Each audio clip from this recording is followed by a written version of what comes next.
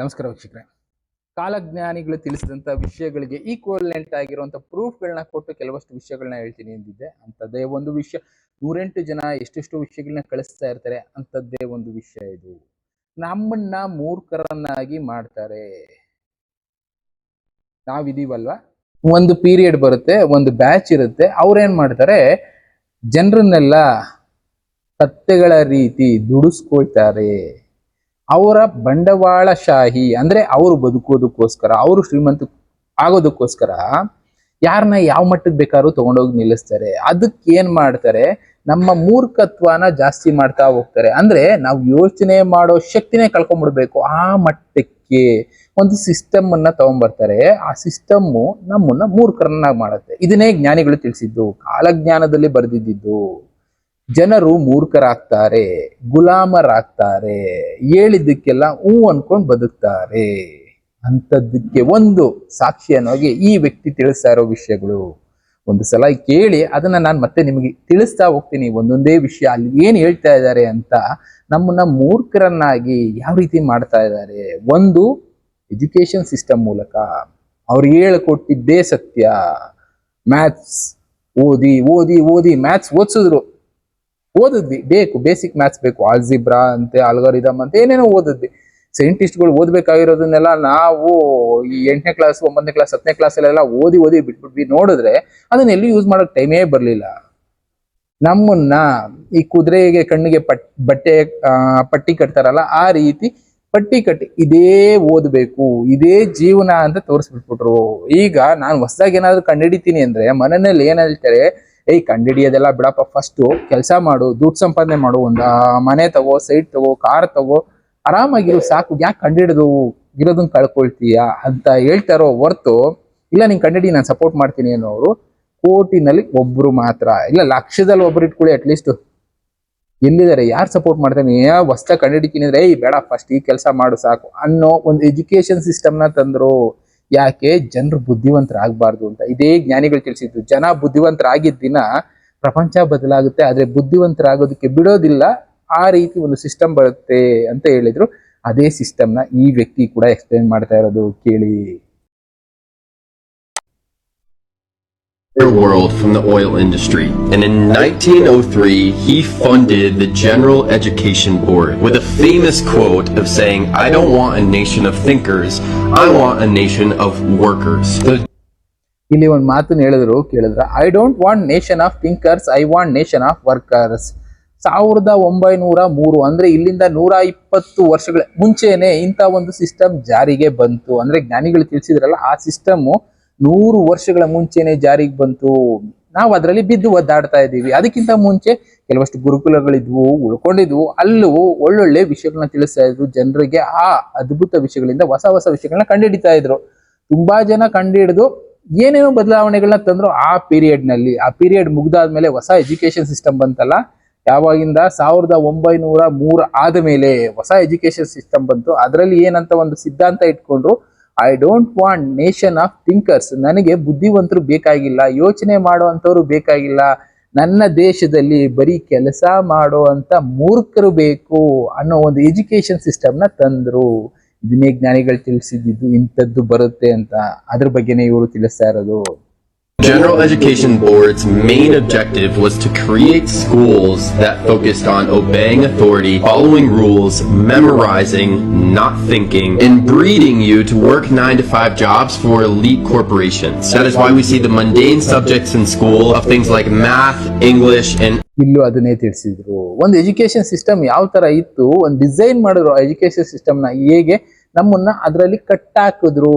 ಒಂದು ಶಾಸನ ಆಗ್ಬೋದು, ರೂಲ್ಸ್ ಆಗ್ಬೋದು, ಲಾ ಆಗ್ಬೋದು, ಒಂದು ಬೌಂಡ್ರಿ ಹಾಕಿ ಅದ್ರೊಳಗಡೆ ನಮ್ಮನ್ನ ಕಟ್ಟಾಕಿದ್ರು. ಕುರಿಗಳ ರೀತಿ, ಕುರಿಗಳನ್ನ ಒಂದು ಬೌಂಡ್ರಿ ಹಾಕ್ಬಿಟ್ಟು ಕಟ್ಟಾಕ್ತಾರೆ, ಆ ರೀತಿ ಕಟ್ಟಾಕಿದ್ರು. ಆ ಬೌಂಡ್ರಿ ದಾಟ್ ಆಚೆ ಹೋಗೋದಕ್ಕೆ ಯಾವುದೋ ಒಂದು ಕುರಿ ಜಂಪ್ ಮಾಡಿ ಹೋಗೋದಕ್ಕೆ ಪ್ರಯತ್ನ ಪಡುತ್ತೆ. ಇನ್ನು ಉಳಿದಿದ್ದ ಕುರಿಗಳೆಲ್ಲ ಅಲ್ಲೇ ಇರ್ತಾವಲ್ಲ, ಆ ರೀತಿ ಆ ಬೌಂಡ್ರಿನಲ್ಲೇ ಬದುಕ್ತಾ ಇರ್ತೀವಿ. ಅದೇ ನಮ್ಮ ಲೈಫು ಅನ್ಕೊಳ್ತೀವಿ. ಆ ಬೌಂಡ್ರಿನ ತಿಳಿಸಿದ್ದೇನು, ಒಬೇ ಅಥಾರಿಟಿ. ಅಂದ್ರೆ ನಮ್ಮ ಸೀನಿಯರ್ ಏನ್ ಹೇಳ್ತಾರೆ, ದೊಡ್ಡವ್ರು ಏನ್ ಹೇಳ್ತಾರೆ, ಟೀಚರ್ಸ್ ಏನ್ ಹೇಳ್ತಾರೆ, ನಾವು ಫಾಲೋ ಮಾಡಬೇಕು, ಅದೇ ಸರಿ. ಇನ್ನ ಫಾಲೋ ರೂಲ್ಸ್. ಈಗ ಶಾಸನ ಮಾಡ್ತಾರೆ ಪೊಲಿಟಿಕಲಿ, ಲಾಗಳು ಮಾಡ್ತಾರೆ ಲೀಗಲಿ, ಇದನ್ನೆಲ್ಲ ಫಾಲೋ ಮಾಡಬೇಕು, ಪ್ರಶ್ನೆ ಮಾಡೋಂಗಿಲ್ಲ. 6 ಕೋಟಿ ಜನ ಇದೀವಿ ಕರ್ನಾಟಕದಲ್ಲಿ ಅನ್ಕೊಳ್ಳೋಣ, ಒಂದು ಅಂದಾಜು 6 ಕೋಟಿ ಜನರನ್ನ 125 ಜನ MLAಗಳು ರೂಲ್ ಮಾಡ್ತಾ ಇರ್ತಾರೆ. 220 230 ಜನ ಇರ್ಬೋದು, ಬಟ್ ಆದ್ರೆ 125ರಿಂದ 130 ಜನ ಏನಾದ್ರೂ ಒಂದು ಲಾನ ಬದಲಾಯಿಸಿದ್ರೆ ನಾವು 6 ಕೋಟಿ ಜನ ಫಾಲೋ ಮಾಡಲೇಬೇಕು. ಯಾಕೆ ಅಂತ ಪ್ರಶ್ನೆ ಮಾಡೋದೇ ಇಲ್ಲ, ಮಾಡಂಗೂ ಇಲ್ಲ ಅನ್ನೋ ರೀತಿ ಒಂದು ಬೌಂಡ್ರಿನ ಹಾಕ್ಬಿಟ್ಟಿದ್ದಾರೆ. ಆ ಬೌಂಡ್ರಿನಲ್ಲಿ ನಾವು ಬದುಕುವಾಗ ಮಾಡ್ತಾರೆ. ಇದನ್ನೇ ಹೇಳಿದ್ದು ಮೂರ್ಖತ್ವದ ಸಿಸ್ಟಮ್ ತಂದಿರ್ತಾರೆ. ಜ್ಞಾನಿಗಳು ಇದನ್ನೇ ಹೇಳಿದ್ದು, ಮೂರ್ಖರನ್ನ ಮಾಡ್ತಾರೆ, ಮೂರ್ಖತ್ವದ ಸಿಸ್ಟಮ್ ತಂದಿಟ್ಟಿದ್ದಾರೆ. ನಮ್ಮನ್ನ ಥಿಂಕ್ ಮಾಡೋದಕ್ಕೆ ಬಿಡೋದಿಲ್ಲ, ಯೋಚನೆ ಮಾಡೋದಕ್ಕೆ ಬಿಡೋದಿಲ್ಲ ಆ ರೀತಿ ಸಿಸ್ಟಮ್ಗಳು. ಜಸ್ಟ್ ನಮ್ಗೆ ಏನ್ ಮಾಡ್ತಾರೆ, ಇದು ಪಾಠ. ಉಪೇಂದ್ರ ಅವ್ರ ಒಂದು ಮಾತನ್ನ ಇದನ್ನ ಅವರ ವಿಡಿಯೋದಲ್ಲಿ ಹೇಳಿದ್ರು. ಎ ಫಾರ್ ಅಂದ್ರೆ ತಕ್ಷಣ ನಾವೇನ್ ಹೇಳ್ತೀವಿ, ಆಪಲ್ ಅಂತೀವಿ. ಎ ಫಾರ್ ಮುಂದಕ್ಕೆ ಏನಿದೆ ಯೋಚನೆ ಮಾಡೋದಕ್ಕೆ ಹೋಗೋದಿಲ್ಲ. ಎ ಫಾರ್ ಅಂದ್ರೆ ಎಷ್ಟೊಂದಿದೆ, ಆಂಟ್ ಇದೆ, ಇನ್ನೊಂದಿದೆ, 108 ಸಿಗ್ಬೋದು. ನೀನು ಹೋಗಿ ಹುಡ್ಕೊಂಬಾಪ ಅಂದ್ರೆ ಹುಡ್ಕೊಂಡ್ ಬರ್ತಾರೆ, ಹುಡ್ಕೋದಕ್ ಬಿಡೋದಿಲ್ಲ. ಸ್ಕೂಲಲ್ಲಿ ಏನ್ ಹೇಳ್ಕೊಡ್ತಾರೆ, ಎ ಫಾರ್ ಆಪಲ್ ಅಷ್ಟು ಮಾತ್ರ ಕಲಿ ಸಾಕು, ಮುಂದಕ್ಕೆ ಬೇರೆದೇನು ಕಲಿಬೇಡ. ನಾನು ಎ ಫಾರ್ ಅಂದ್ರೆ ಆಪಲ್ಲೇ ಅನ್ಬೇಕು, ಬಿ ಫಾರ್ ಅಂದ್ರೆ ಬಾಲೆ ಅನ್ಬೇಕು, ಬಿ ಫಾರ್ ಅಂದ್ರೆ ಬಕೆಟ್ ಅನ್ಬಾರ್ದು, ಬಿ ಫಾರ್ ಅಂದ್ರೆ ಇನ್ನೊಂದು ಅನ್ಬಾರ್ದು. ಇದು ಎಜುಕೇಶನ್ ಸಿಸ್ಟಮ್. ಅಂದ್ರೆ ನಾವು ಯೋಚನೆ ಮಾಡಬಾರದು ಅನ್ನೋ ರೀತಿ ನಮ್ಮ ಮೈಂಡ್ ನ ಕಂಟ್ರೋಲ್ ಮಾಡ್ತಾರೆ. ಯೋಚನೆ ಮಾಡಿದ್ರೆ ನೀನು ಹೇಳಿದ ಮಾತು ಕೇಳ್ತಾ ಇಲ್ಲ, ಆಕ್ಷನ್ ತಗೊಳ್ತೀವಿ, ಭಯ ಪಟ್ಟು ಕೊನೆಗೆ ಕುರಿಗಳಾಗ್ತೀವಿ. ಅದನ್ನೇ ಅವರು ತಿಳಿಸಿದ್ರು. ಈಗ ನಡೀತಾ ಇರುವಂತದ್ದು ಮೆಮೊರೈಸ್ ಮಾಡ್ಕೋ ಅಂದ್ರೆ ಗಟ್ಟು ಹೊಡಿ, ಎಕ್ಸಾಮ್ಗೆ ಗಟ್ಟು ಹೊಡೆದು ಬರೀ ಥಿಂಕ್ ಮಾಡಬೇಡ. ಥಿಂಕ್ ಮಾಡಿದ್ರೆ ಹೊಸದಾಗಿ ಏನಾದ್ರು ಕಂಡುಹಿಡಿದ್ಬಿಡ್ತೀಯ, ಕಂಡುಹಿಡಿದ್ರೆ ಅದು ಅವ್ರಿಗೆ ಲಾಸ್ ಆಗುತ್ತೆ.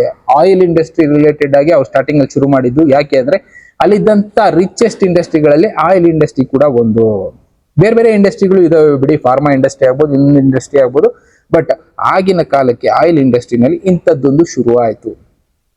ದುಡ್ಡಿರೋರು ಒಂದು ಸಿಸ್ಟಮ್ ನ ತಂದಿಟ್ರು. ಯಾಕೆ ಅಂದ್ರೆ ಈ ಆಯಿಲ್ ಇಂಡಸ್ಟ್ರಿಗೆ ಆಪೋಸಿಟ್ ಆಗಿ ಯಾರಾದ್ರೂ ಹೊಸದಾಗಿ ಏನಾದ್ರು ಕಂಡುಹಿಡಿದ್ ಬಿಟ್ಟ ಅಂದ್ರೆ ಆಯಿಲ್ ಇಂಡಸ್ಟ್ರಿ ಮುಚ್ಚೋಗ್ಬಿಡುತ್ತೆ, ಶ್ರೀಮಂತಿಗೆ ಹೊರಟೋಗ್ಬಿಡುತ್ತೆ. ಅದನ್ನ ತಡಿಬೇಕು ಅಂದ್ರೆ ಹೊಸ ಕಂಡುಹಿಡಿಯೋದಕ್ಕೆ ಬಿಡಬಾರ್ದು ಅನ್ನೋ ರೀತಿ ಹೊಸದ್ ಬರ್ತಾ ಇದೆ. ಈಗಲೂ 108 ಟೆಕ್ನಾಲಜಿಗಳು ನಾವು ಕಂಡುಹಿಡಿದಿದೀವಿ ಅಂತ ಯಾರ್ಯಾರೋ ಒಬ್ಬೊಬ್ರು ಬರ್ತಾ ಇರ್ತಾರೆ. ರೀಸೆಂಟ್ ಆಗಿ ಎಷ್ಟೋ ಜನ ವಿಡಿಯೋಗಳಲ್ಲೂ ಬಂದಿರ್ತಾರೆ. ನಾನು ಒಂದು ಮಿಷಿನ್ ಕಂಡುಹಿಡಿದಿದ್ದೀನಿ, ಗಾಳಿಯಿಂದ ಓಡುತ್ತೆ, ಆ ವ್ಯಕ್ತಿನ ಹಿಡಿದು ಜೈಲ್ಗೆ ಹಾಕಿದ್ರು. ಇನ್ನೊಬ್ಬ ನಾನು ನೀರಿಂದ ಓಡೋ ಅಂತ ಕಾರ್ ಕಂಡುಹಿಡಿದಿದ್ದೀನಿ, ಆ ವ್ಯಕ್ತಿನೂ ಇಲ್ಲ, ಕಾರು ಇಲ್ಲ, ಮಾಯ ಆಗೋಯ್ತು. ಯಾಕೆ? ಎಲ್ಲಾ ಕೂಡ ಒಂದು ಸಿಸ್ಟಮ್ ನ ಮೇಂಟೈನ್ ಮಾಡೋದಕ್ಕೆ ಅಂತ ವಿಷಯಗಳನ್ನ ಕಂಡುಹಿಡಿದವ್ರನ್ನ, ಥಿಂಕ್ ಮಾಡಿದವ್ರನ್ನ ನಾಶ ಮಾಡ್ತಾ ಹೋಗುತ್ತೆ ಆ ಸಿಸ್ಟಮ್ಮು. ಬುದ್ಧಿವಂತರು ಬೇಕಾಗಿಲ್ಲ, ಮೂರ್ಖರು ಬೇಕು. ಅದನ್ನೇ ಹೇಳಿದ್ದು, ಕೆಲಸಕ್ಕೆ ಬುದ್ಧಿವಂತರನ್ನ ತಗೊಳ್ಳೋದೇ ಇಲ್ಲ. ಜಾಸ್ತಿ ಯೋಚನೆ ಮಾಡ್ತೀಯಾ, ಜಾಸ್ತಿ ಕ್ವಶನ್ ಮಾಡ್ತೀಯಾ ಅಂತ ಅದೇ ಅನ್ನೋ ಕೋಲೆ ಬಸವನ್ನ ತಗೋತಾರೆ. ಯಾಕೆ? ಅವ್ರಿಗೆ ಬೇಕಾಗಿರೋದು ಅಂತದ್ದೇ. ಇನ್ನ ವರ್ಕ್ ಮಾಡೋರು ಬೇಕು. ಹೀಗೆ 9 to 5 ಸುಮ್ಮನೆ ಅವ್ರು ಕೋಆಪರೇಷನ್ ಕೊಟ್ಕೊಂಡು ವರ್ಕ್ ಮಾಡೋರು ಬೇಕು. ಪ್ರಶ್ನೆ ಮಾಡಬಾರ್ದು. ನೀನು ಈಗ ಗನ್ ತಗೊಂಡು ಶೂಟ್ ಮಾಡಪ್ಪ ಅಂದ್ರೆ ಶೂಟ್ ಮಾಡ್ತಾ ಇರ್ಬೇಕು. ಯಾಕೆ ಶೂಟ್ ಮಾಡ್ಬೇಕು, ಯಾರನ್ನ ಶೂಟ್ ಮಾಡ್ಬೇಕು ಕೇಳ್ಬಾರ್ದು. ಸುಮ್ಮನೆ ಶೂಟ್ ಮಾಡೋ ಡೈರೆಕ್ಷನ್ ಅಲ್ಲಿ ಶೂಟ್ ಮಾಡ್ತಾ ಇರ್ಬೇಕು, ಅಷ್ಟೇ ನಿನ್ ಕೆಲ್ಸ. ಆ ರೀತಿ ನಮ್ಮ ತಲೆಗೆ ತುಂಬಿದ್ರು ವಿಷಯಗಳನ್ನ.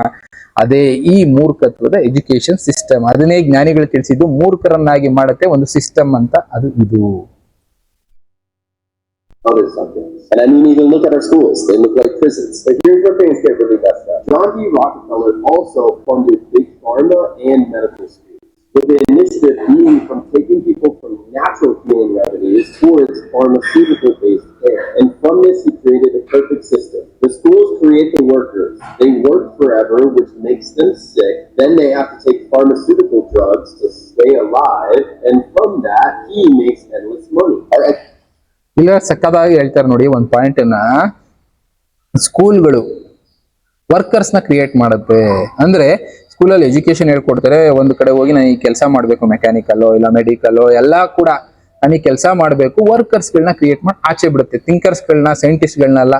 ಅದೇ ಹೇಳಿದ್ದು, ಒಂದು ಸ್ಕೂಲ್ ಒಂದು 50,000 ಜನ, 1,00,000 ಜನ ಓದಿದ್ರೆ ಒಂದು 5 ಜನ ಸೈಂಟಿಸ್ಟ್ಗಳು ಇಲ್ಲ ಒಂದು 10 ಜನ ಥಿಂಕ್ ಮಾಡೋರು ಬರ್ಬೋದು. ಇನ್ನು ಉಳಿದವರೆಲ್ಲ ವರ್ಕರ್ಸ್ಗಳಾಗೇ ಇರ್ತೀವಿ ಅನ್ನೋರೇ.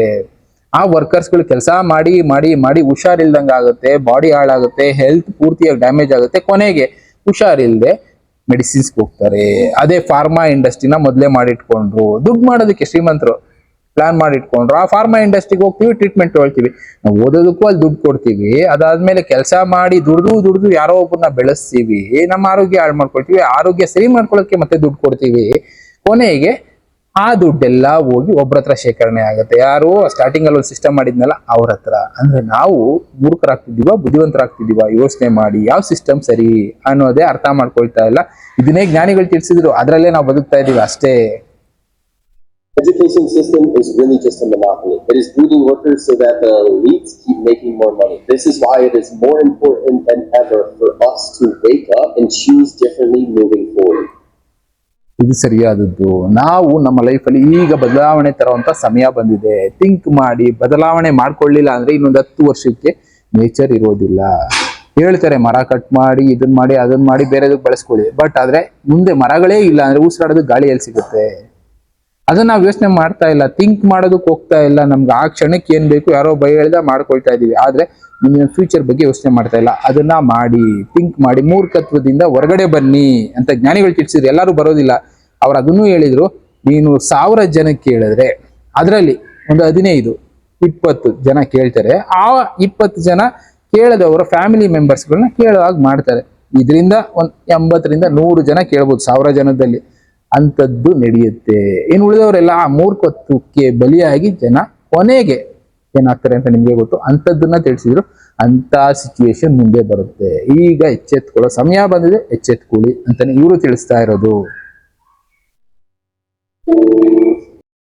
ಒಟ್ನಲ್ಲಿ ಎಜುಕೇಶನ್ ಸಿಸ್ಟಮ್ ಅನ್ನೋದೇ ನಮ್ಮನ್ನ ಮೂರ್ಖತ್ವಕ್ಕೆ ತೇಳ್ತಾ ಇದೆ. ಮಕ್ಕಳನ್ನ ಸ್ವಲ್ಪ ಬದಲಾಯಿಸಿ. ನಾವೇನ್ ಮಾಡ್ತೀವಿ, ಸ್ಕೂಲಲ್ಲಿ ಏನಿದೆ ಅದೇ ಸರಿ, ಇದೇ ಹೇಳ್ಕೊಟ್ಟಿದ್ದಾರೆ ಇದನ್ನೇ ಮಾಡ್ಬೇಕು ಅಂತ ಪ್ರೆಷರೈಸ್ ಮಾಡ್ತೀವಿ. ಇಲ್ಲ, ಸ್ವಲ್ಪ ಆಚೆ ಥಿಂಕ್ ಮಾಡುವಾಗ ಮಾಡಿ. ಜನರಲ್ ನಾಲೆಡ್ಜ್ ಅನ್ನೋದು ನಮ್ಮ ಮಕ್ಕಳಲ್ಲಿ ತುಂಬಿ. ಇಲ್ಲ ಅಂದ್ರೆ ಮಕ್ಕಳು ಪುಸ್ತಕದ ಬದನೆಕಾಯಿ ಅಂತಾರಲ್ಲ, ಪುಸ್ತಕದಲ್ಲಿ ಏನಿದೆ ಅದು ಮಾತ್ರ ಗೊತ್ತಿರುತ್ತೆ, ಅದನ್ನ ಬಿಟ್ಟು ಹೊರಗಡೆ ಪ್ರಪಂಚ ಗೊತ್ತಿರಲ್ಲ.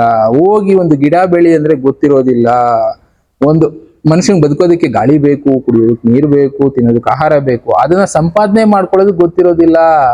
ಮಕ್ಕಳಿಗೆ ಬರೀ ದುಡಿತೀವಿ, ಕಂಪ್ಯೂಟರ್ ಅಲ್ಲಿ ಕೆಲಸ ಮಾಡ್ತೀವಿ ಅನ್ನೋದು ಮಾತ್ರ ಗೊತ್ತಿರುತ್ತೆ. ನೀನ್ ಏನಾಗ್ತೀಯಪ್ಪ ಅಂತ ಕೇಳಿ ಮಕ್ಕಳನ್ನ ಪೇರೆಂಟ್ಸ್ ತಲೆಯಲ್ಲಿ ತುಂಬಿಟ್ಟಿರ್ತಾರೆ. ಡಾಕ್ಟರ್ ಆಗ್ಬೇಕು, ಇಂಜಿನಿಯರ್ ಆಗ್ಬೇಕು, ಇಲ್ಲ ರಾಕೆಟ್ ಸೈಂಟಿಸ್ಟ್ ಆಗ್ಬೇಕು, ಇಂಥದ್ದಾಗ್ಬೇಕು ತುಂಬಿಟ್ಟಿರ್ತಾರೆ. ಇಲ್ಲ, ಫಸ್ಟ್ ಜನರಲ್ ನಾಲೆಡ್ಜೇ ಗೊತ್ತಿಲ್ಲದೆ ಇದ್ದಾಗ ಅದೇನೋ ಆಗಿ ಏನ್ ಮಾಡ್ಬೇಕು, ನಮ್ಮಲ್ಲಿ ಮೂರ್ಖತ್ವನ ಬೆಳೆಸ್ಬಿಟ್ಬಿಡ್ತಾರೆ. ವರ್ಕರ್ಸ್ಗಳನ್ನ ಮಾಡಾಗ್ಬಿಡ್ತಾರೆ. ಅದೇ ಈ ಸಿಸ್ಟಮ್. ಅದರಿಂದ ಹೊರಗಡೆ ಬರೋದಕ್ಕೆ ಏನ್ ಮಾಡ್ಬೇಕು ಅಂತ ಪ್ರಯತ್ನ ಮಾಡಿ. ಎಷ್ಟೋ ವಿಷಯಗಳಿದೆ ತಿಳಿಸೋದು ನಮ್ ಕೆಲಸ, ತಿಳ್ಕೊಳ್ಳೋದು ಬಿಡೋದು ನಿಮಗೆ ಬಿಟ್ಟಿದ್ದು. ಇನ್ನ ಬೇರೆ ಬೇರೆ ವಿಷಯಗಳ ಜೊತೆ ನಾನು ಮತ್ತೆ ಸಿಗ್ತೀನಿ. Thank you, good bye.